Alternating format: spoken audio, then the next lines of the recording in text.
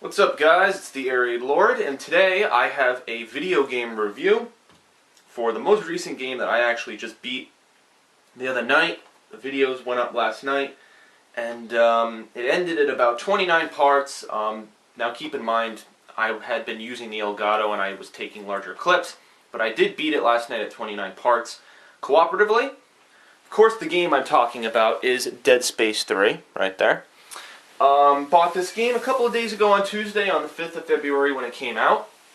And this is my video game review, basically telling you guys what I would honestly rate the game as a score on a scale of 1 to 10. And then also some pros and cons of the game, and where I think Visceral Games, which is the developing team that made the game, and the entire Dead Space series as a whole, how I think they did, and what things I think need to be improved, and also things that they did really well in this game in particular. The style that I do these new video game reviews in is I basically just have my camera pointing at my 360 dashboard, and I basically just talk out loud and you guys can hear me. I don't do it like most people would do it with a commentary. People would freaking put a Call of Duty gameplay or a Halo gameplay in there for people to watch. That's not my style. I usually just talk, say it like it is. If I'm going to put a freaking Call of Duty video in when I'm reviewing a game that has nothing to do with Call of Duty, it really doesn't make sense. So, Dead Space 3. Dead Space 3 is a action survival horror game, okay? Now, as I've said many times, I played Dead Space 2 back in early 2011, and it was my first game playthrough ever on YouTube. It was when I was using a crappy camcorder and I was new to YouTube and my commentary was kind of bland, and I had fun playing it. Wasn't a bad game, and I actually thought it was really good for coming out in the first quarter of 2011. And I believe, now if I'm remembering this correctly, I think I gave Dead Space 2 an 8.5 out of 10. But again, that was my first game, and I was kind of reviewing games lightly at that point. I didn't really have much to go off of, so the review didn't exactly have that much justice, and wasn't that great. However, with Dead Space 3, I have been playing games for a couple of years now, and I am more experienced at reviewing video games, so I think I have a pretty good understanding of what makes a game good in the eyes of the consumer. So Dead Space 3, action survival horror game. It's obviously the third entry in the series. The game starts out with a prologue of basically these characters who you don't know who they are, and it's basically telling you a bit of story about these guys who are trying to find this marker control room, and how to basically it's a place where all of the markers can be controlled, and obviously the markers, if you don't know what those are from the previous games, it's basically a signal, which is how all of these zombified monsters communicate, and controlling those would basically give you control over the zombies. So, in this game, there's a secret laboratory basically, and these people are trying to find it. It's almost like an alien catacomb kind of thing. The last level of the game kind of shows you that, and the prologue basically starts out with this happening, and some weird stuff happens, and then basically you skip to the main character of the game, who is Isaac Clarke. He's been the main character for all three games, and you basically start out by playing as him, and he's relaxing on his own planet, his own apartment, and then he kind of gets thrown back into the action with this new villain who's trying to activate the machine, get the power for himself, and bring humanity into salvation, as he calls it. And it's basically a big conspiracy that you're trying to unravel, and it's pretty cool. Again, the story isn't, something that's, over the top, maybe something like The Walking Dead kind of stuff, but the story is pretty good, okay? A continuation from the second game, you still got some of the same characters. You got Ellie from the second game, who is Isaac's love interest to an extent. She's in there, and then there's some other people, and the cast is pretty much centered around, there's two people. I mean, you play as Isaac Clarke, and there's also the co-op mode that's available with the game that allows you to play as, what the hell is his name? I don't even know what his name. I think it's like Grover or I don't know. I forget the guy's name. But basically, there's another guy that teams up with you, and basically this gives the game, for the first time ever, the ability to play it cooperatively. The entire campaign of the game can actually be played cooperatively.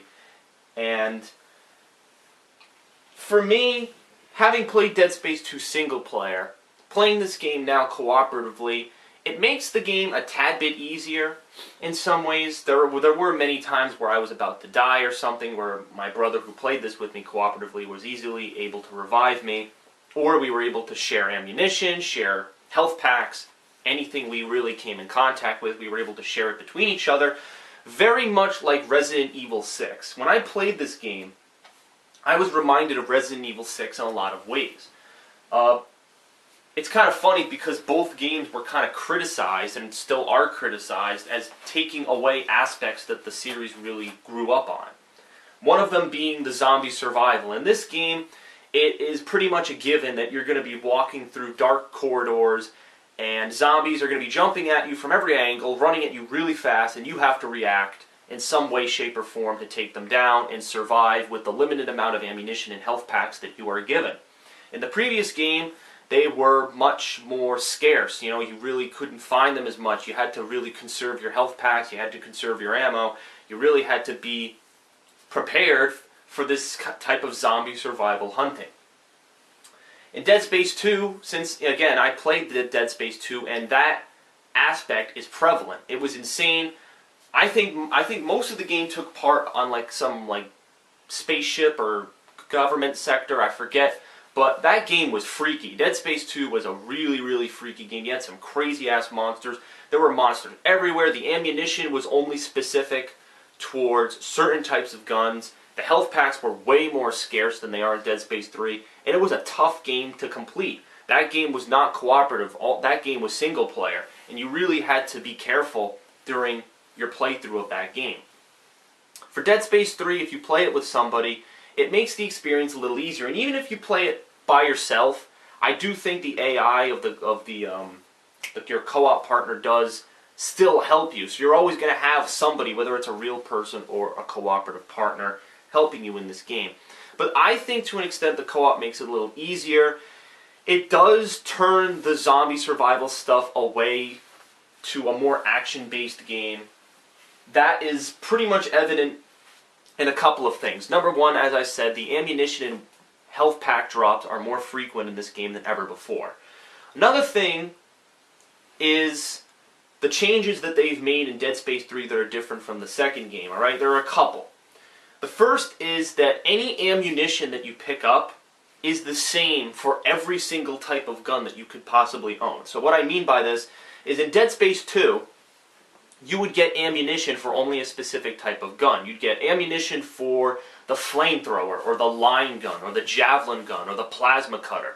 The ammunition would be specific to a specific type of gun, so you really had to pray and hope that the ammunition that you were picking up was the ammunition you wanted for that gun, because if not, you'd be screwed. In Dead Space 3, the game basically puts you on a universal ammunition system, which means any ammunition you pick up can be universally shared between any gun that you have in the game. So if you have a plasma cutter, that ammunition is being used by the javelin gun, the force gun, the shotgun, etc., etc. So you don't have to worry about, oh no, is this ammunition going to be for the gun I want to use? You don't have to worry about that anymore, because now all the ammunition is shared throughout the guns. And again, this makes it easier for a lot of people, and people might complain, oh, it's not like zombie survival. Now people can just, stock up on ammunition and have so much, and now it's no longer hard for people to survive. Again, I understand what people are saying, because the second thing that they changed in the game is the fact that there's a new enemy type, which is soldiers. The villain of the game is basically, as I said, this crazy evolutionary scientist fucking guy who thinks the markers can save humanity. And his henchmen are basically soldiers just like you. They have suits just like yours with the green health pack in the back. And they have guns like yours, like plasma cutters and such. So there are many stages in the game where you're actually fighting soldiers instead of zombies. And the soldiers, you know, they shoot you, they do damage, you lose health, but there's now a new crouching system where you can take cover behind stuff, and in the third-person mode, you can shoot these guys. They don't take many hits. They're kind of weak compared to the zombie archetypes, but still, it's a new enemy type, which, again, I think is leaning more towards the action-based fans of this game. Visceral Game Studios basically said that they wanted Dead Space 3 to be a more, how should I say this?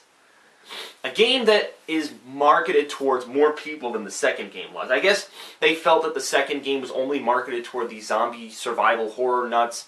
That aside from the multiplayer in Dead Space 2, which I'll talk about. But I feel like in Dead Space 3, the things that they changed with the ammunition system, with the co-op system, and with the new enemies kind of cater towards the audiences who know how to play certain types of games. Because another thing that's new in this game is the fact that there are side quests. When you play through this game, you're going to be encountering different areas. There's like different areas you're pretty much stuck in for certain periods of the game. There's a laboratory in outer space, there's the snow planet, which is for most of the game, and then there's like an underground alien catacomb area. Okay, so there's pretty much like 3 to 4 main locations, and within those locations you've got your main quest, which is the main storyline, the main chapter sequences of the game. Within those sequences, there are side quests, optional missions that you can do, and there's about 3 to 4 in each area. In space, I believe there's only 2, and then on the snow planet there's like 4, and then the alien catacombs is a couple as well.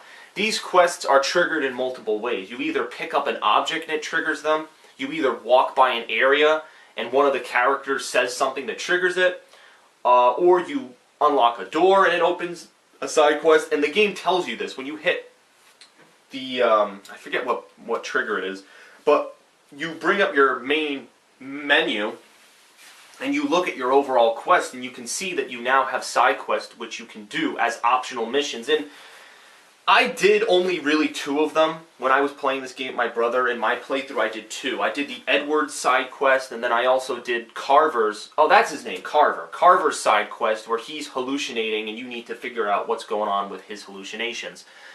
They were okay, kind of short. They did expand upon the story, and I think if you're a Dead Space nut and you want to get as much experience out of this game as possible, you'll do the optional side quests, because they not only give, fans of the series more content to chew on, but they also explain more things about the story that maybe weren't as flushed out in the main quest as they could have been. So, I think it's helpful in that regard, but it is kind of just filler content because it's kind of generic. It's always the same stuff, walk down an elevator, shoot a couple of zombies, activate something, and then you get loot. Whenever you beat the optional quests, you always get loot in the form of like nodes or ammunition or med packs. There's always some type of special loot that you get for completing these optional side quests as a reward for doing them.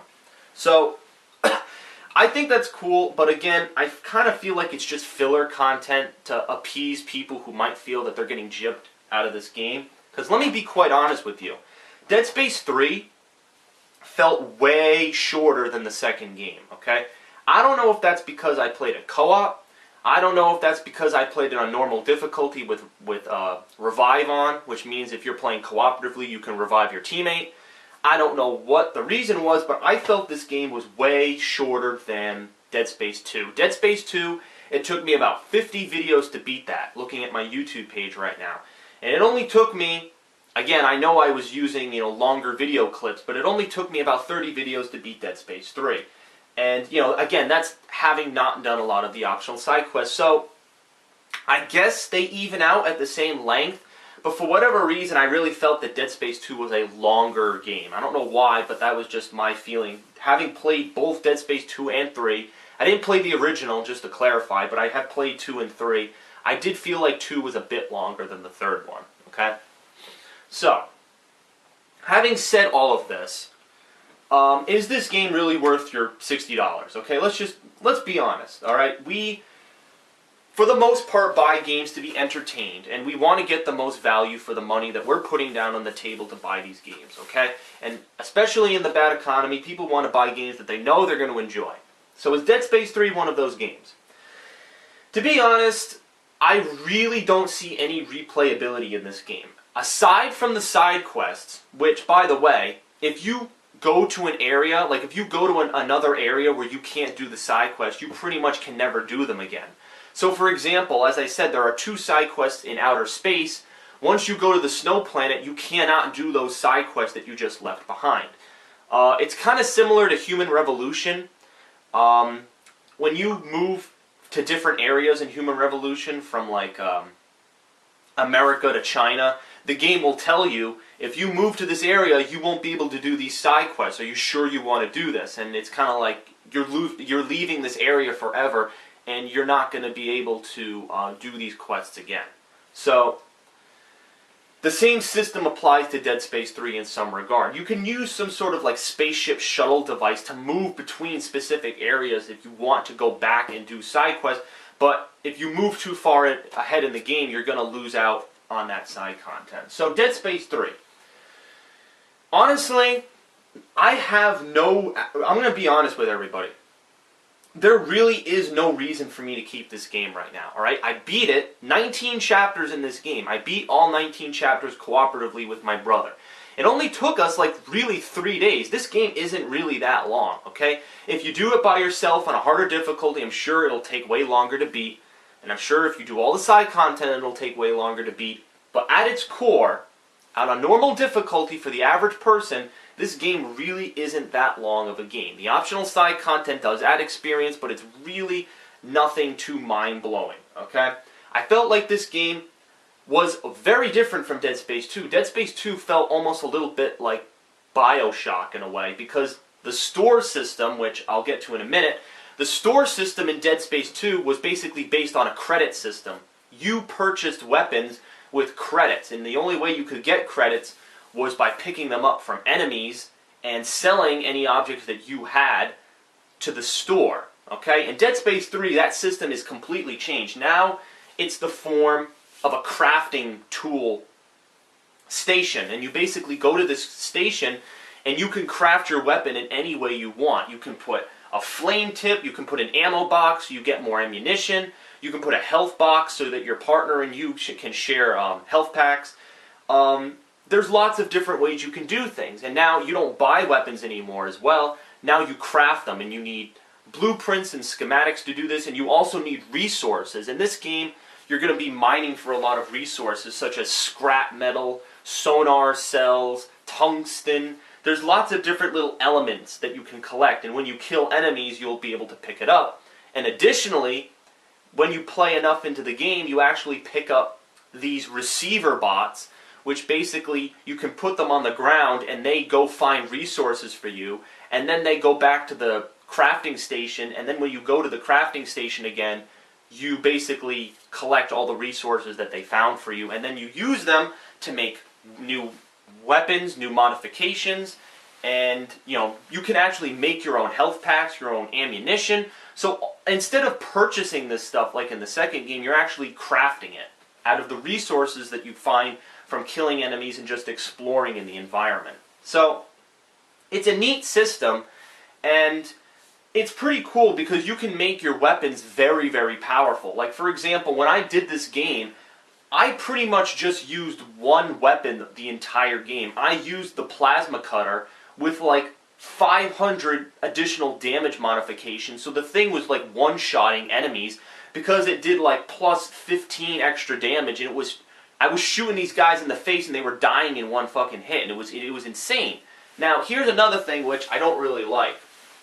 In Dead Space 2, because of the weapon system, I was able to buy and purchase weapons and use new weapons a lot of the time. I was able to try out the buzz blades, the flamethrower, the javelin gun, and all the other guns that were offered in the game. And as I went higher up in the game, I was able to use a lot of different types of guns. In fact, in Dead Space 2, you can hold 4 guns at once.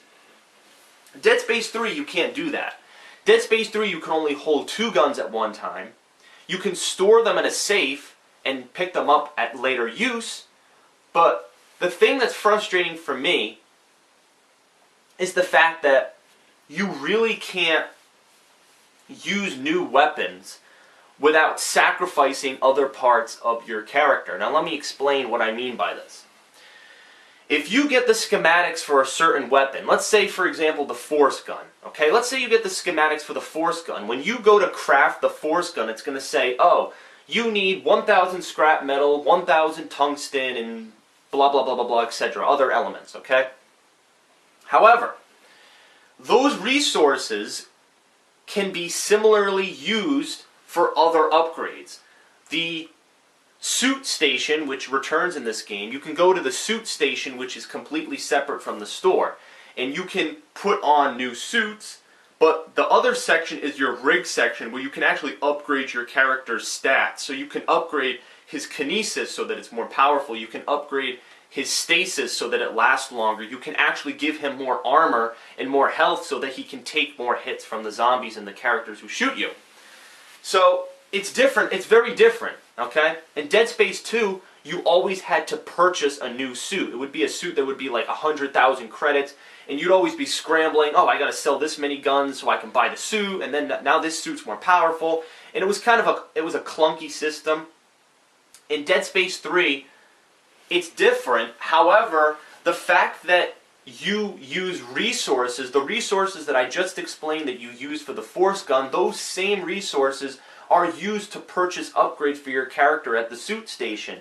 So that means you need to create, a balance between spending them at the suit station and spending them on crafting weapons, and sometimes you don't have enough resources. There were many times playing the game where I was stuck, I couldn't make these new guns, and I couldn't even use them. Like, I used one gun for the entire game. I had the plasma cutter from start to finish, and the plasma cutter was given to me because I played Dead Space 2 as an add-on. I guess when you play Dead Space 2 in previous games, the game developers give you unique weapons and suits and content.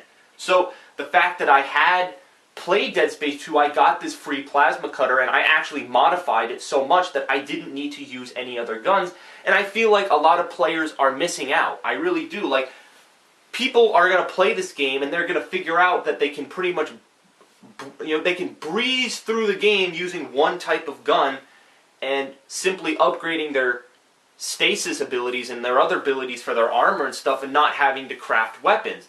And that takes a big part of the game away. The crafting section is almost completely removed if you play the game like that. Or you could do it in reverse. You're all about crafting weapons, and your guy is really, really weak, and he can't take many hits, and you basically are all about stealth and using your guns as much as possible. But as much as that gives the player freedom to choose the way they want to play the game, I feel like it limits people from seeing the many different features that the game has to offer. And in a game like this that feels very short, I don't feel like they should have done that. I feel like it should have been a balance between the vending system in Dead Space 2 and a balance between the crafting system in Dead Space 3. I feel like those two things should have been combined in some way so that there was an equilibrium between them that would have made the experience a little bit more enjoyable. So that's just my feeling on the game and how it's executed, okay? Now, one final thought before I give this game a score. This game does not have multiplayer, okay? For anyone who played Dead Space 2, you'll know that Dead Space 2 has an online competitive multiplayer mode where you played as either the humans or the zombies. So you would play as the pukers and those jumping guys who shoot that shit at you, and the guys who run really fast and hit you with their freaking tentacle arms.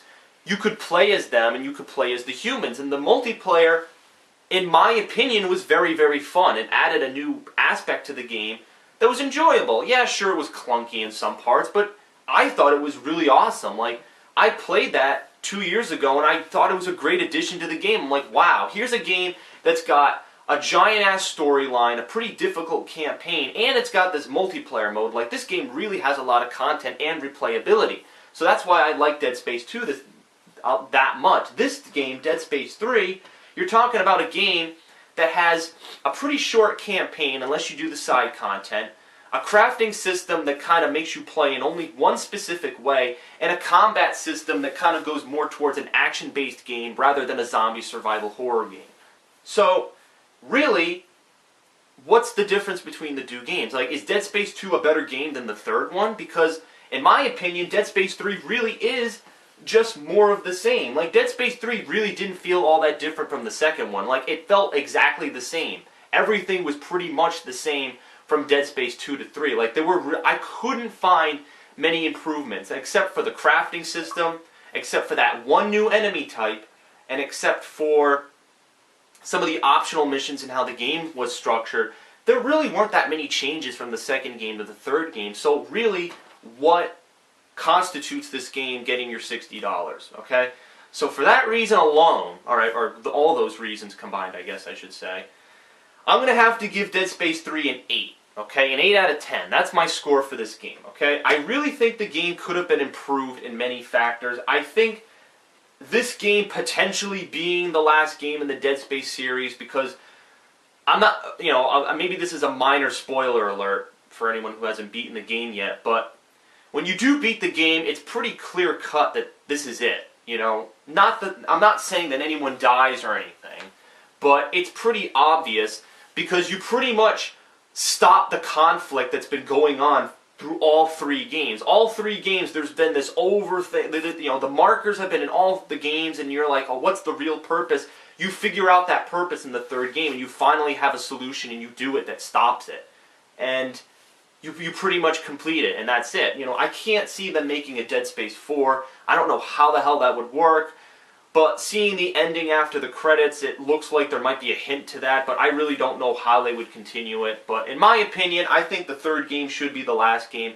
I really think they could have done more with the game, but I'm giving it an 8 out of 10 because I think that's a fair score. It wasn't a bad game at all. I had a lot of fun with this game. I just thought it was generic in some points, and the things that they did add to the game could have done a little bit more than what was already offered from the previous game.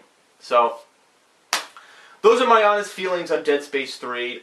Really, again, I had fun playing the game, but for the first game of 2013, I felt like it really could have been improved, alright? And I have to say, I'm not saying anything about this game yet because I haven't played it, but I'm going to be playing Crysis 3 in 2 weeks, and Crysis 3 is yet another game that I played. I played Crysis 2 2 years ago when it came out in 2011, and now I'm playing the sequel 2 years later in 2013.